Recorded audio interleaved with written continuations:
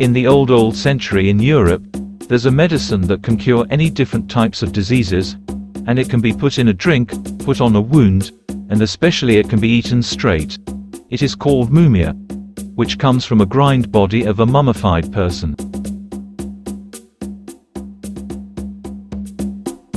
During the time of Christopher Columbus, the word cannibalism started, and it started when he went to Guadeloupe, and he immediately informed the Queen of Europe that there were kind indigenous people there, but he even mentioned an indigenous people called Caribs, who did ugly things. They cook and eat their prisoner.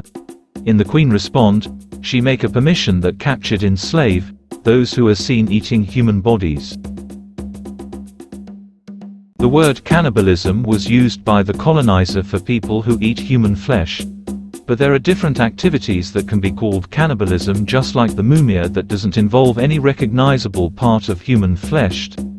Cultures and eras have different practices that turn into cannibalism, like eating human flesh, especially in far areas for survival.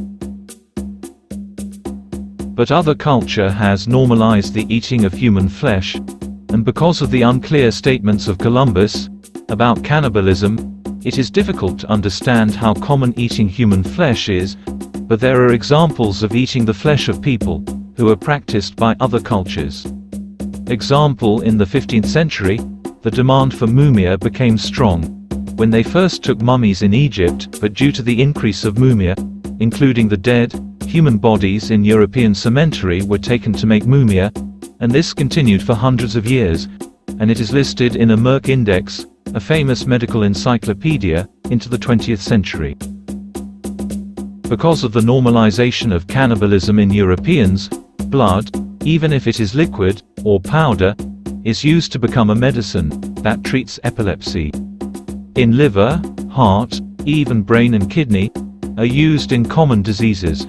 In the country of China, they have a common and only cannibalism that has been practiced for 2000 years. It is called filial cannibalism, where children give the flesh of their bodies to their parents. This is what they do when the last-ditch attempt to cure a sick parent. The flesh they give is the flesh of their thigh and sometimes their finger. Cannibalism. Funeral rites are another form of cultural sanctioned cannibalism. Perhaps the best-known example came from the poor people of New Guinea. Through the mid-20th century, member of community would if possible make their funerary preference known in advance, sometimes requesting the family member gather to consume the body after death. Tragically, these rituals honored the deceased. They also spread the deadly disease known as kuru through the community. Between fictionalized story and culture practice, and big question that still exists in our knowledge, but there's no one history of cannibalism. But we know that as time goes on, people are eating each other, involunteer to eat, and accusing other people. What can you say about the history of cannibalism? Just comment below in our video. And as always, thank you so much for watching.